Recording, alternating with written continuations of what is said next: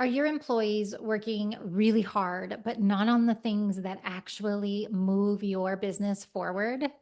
That's the silent killer of growth in small businesses. And the root cause of that is inefficient performance management processes. And today, I'm going to give you a few ideas on how you might be able to fix it.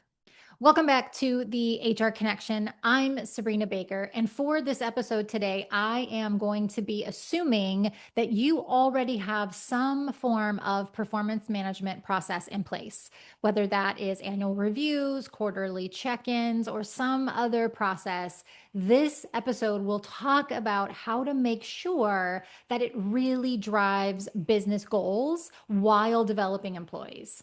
You have a process, but you want to make it stronger. That's who I'm talking to today. If you're looking for something more granular, like just implementing a performance management process or how to ask better feedback questions to new hires, we have those resources for you as well. I'm going to talk about those in the end, but if you just can't wait, they are linked in the show notes. Last week in episode 2, I introduced the skills framework as a tool to bring clarity to hiring. Today, we're taking that same tool and applying it to performance management. Here's how I think about this. Hopefully, you agree that performance isn't just about goals. It's about skills, ones they have and need to develop, and behaviors as well. When you put those two together, you get the what of what gets accomplished, that's the goals, and the how it gets accomplished, that's those skills and behaviors. I think we can definitely all agree that having a high performer meeting all goals, but with a toxic and non collaborative demeanor, can wreak havoc on a small business. So it's important we look at both the what and the how. So, in this episode, I'll show you how to first align employee goals with business results through a cascading system, and then use the skills framework to track and develop the hard skills and the soft skills employees need to succeed.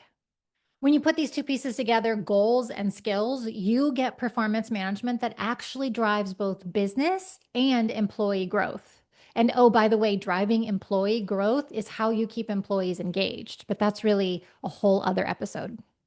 I always like to share stories of our experience with clients because I feel like it lends credibility to what I'm saying. We aren't just consultants giving you things we think you could do. We are doing this exact work inside of client businesses every single day. So here's my story. I once worked with a small manufacturer, around 65 employees, and they had a really big goal to expand into 2 new markets. Fantastic goal. When I took a look at their employee goals, they were all working towards goals like respond to customer emails within 24 hours or reduce supply errors by 5%. Now, those goals aren't bad, they're good goals, but here's the issue: no employee had a goal tied back to expansion. 6 months later, the company hadn't entered a single new market. Employees were working really hard, but they weren't working together on what mattered most. And that's the danger in small businesses, this misalignment. Everybody's hustling, everybody's stressed, but not always towards the same finish line. The first fix is cascading goals. Goals tell us what to achieve, and those goals should tie back to the overarching goals of the organization. An exercise we tried to do with clients at the end of every year when they set their next year's business goals is to work through a goal alignment cascade. The idea is simple in theory, but does take time and work in practice. Let's talk about how it works.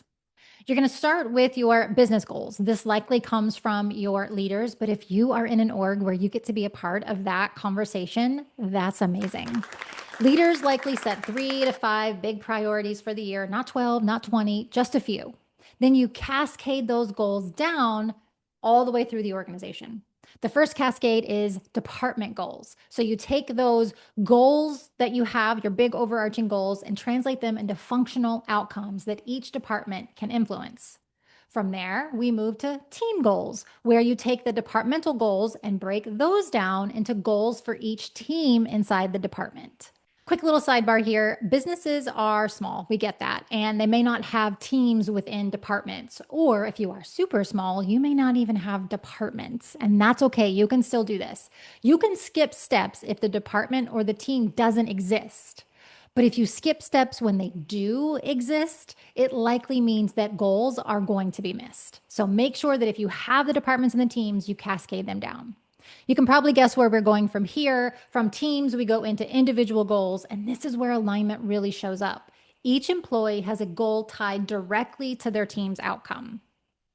If you have done this right, then when you look at individual goals, you should be able to tie them exactly back to a larger goal. You should be able to see how the employee hitting that goal helps the team hit theirs and the department hit theirs. And of course, then the business hit theirs. This feels so good to employees because now they know how they contribute. Let's do a practical example. A business goal for the year is to increase revenue by 20%, pretty standard goal. If you cascade that down to departments, let's say marketing, then their goal may be to generate 500 new qualified leads this year to support sales. Now we cascade that down to the digital marketing team inside the marketing department, and their goal may be to launch 4 targeted campaigns this year that generate at least 125 qualified leads. See how we took the larger 500 leads goal and broke it down further? Finally, a marketing specialist on the digital marketing team may have a goal to manage the Q1 campaign that actually delivers those 125 leads. This goal is directly tied to the larger goal of business revenue, and the marketing specialist can easily discern what tasks go with that. Build landing pages, write copy, run ads. Everything they are doing ties back to a goal. Here's a piece of pushback I often get about goals. Sabrina, this is great, but our goals change. Now, if you are in a startup or super small firm, I can see that as you're changing to market conditions. But the larger you are, the more concrete your annual goals at a business level really should be, because the business should be more stable.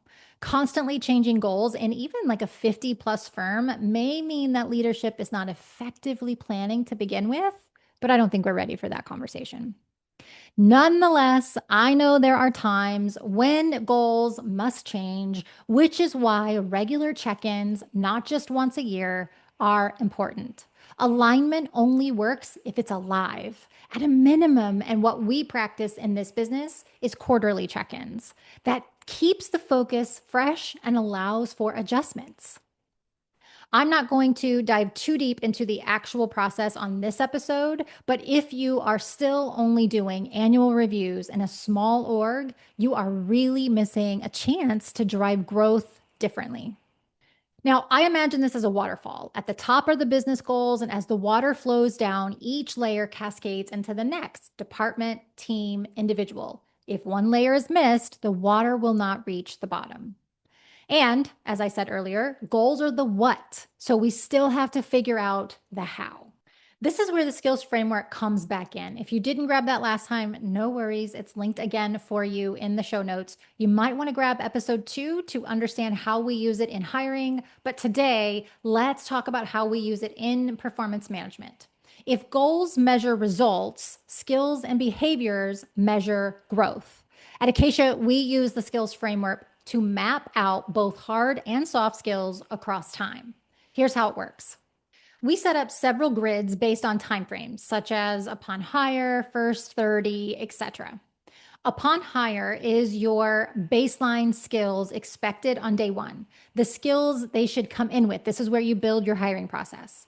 It's important to think about both hard and soft skills. For example, an accountant should know GAAP accounting and also be able to explain financial principles.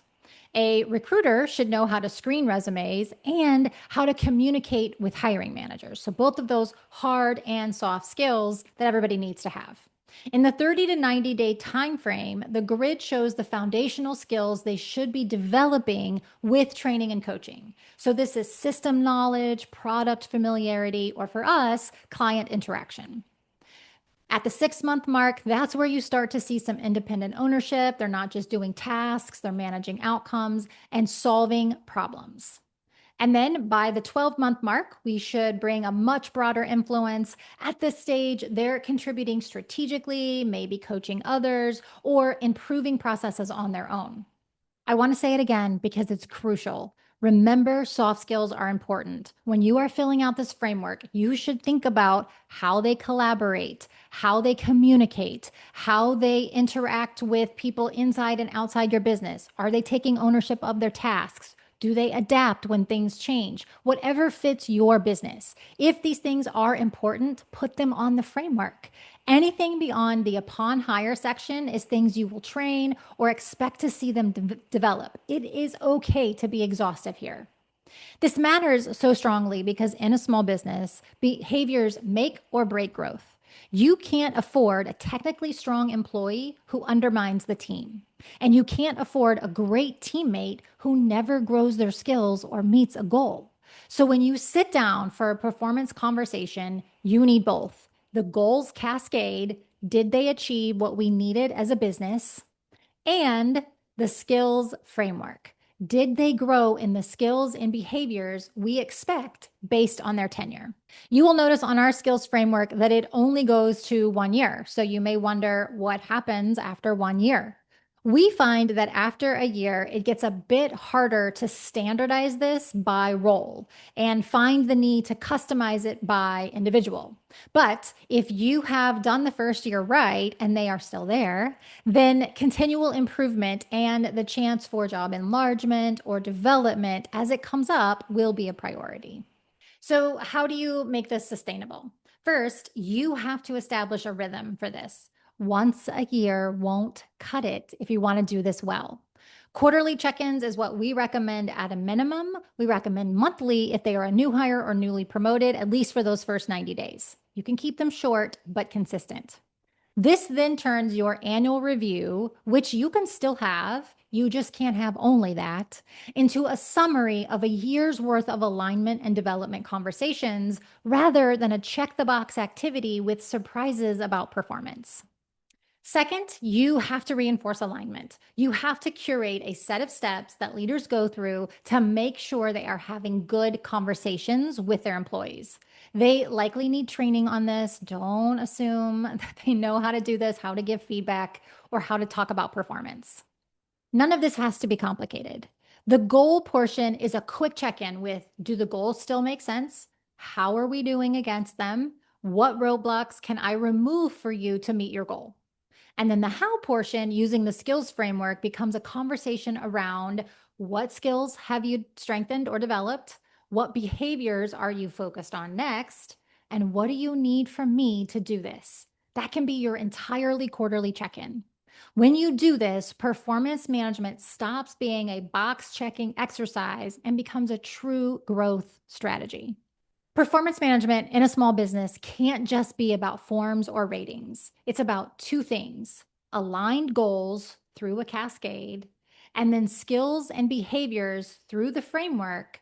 And together, those give you the clearest picture of whether an employee is driving business results and growing in the way the business and the employee wants to.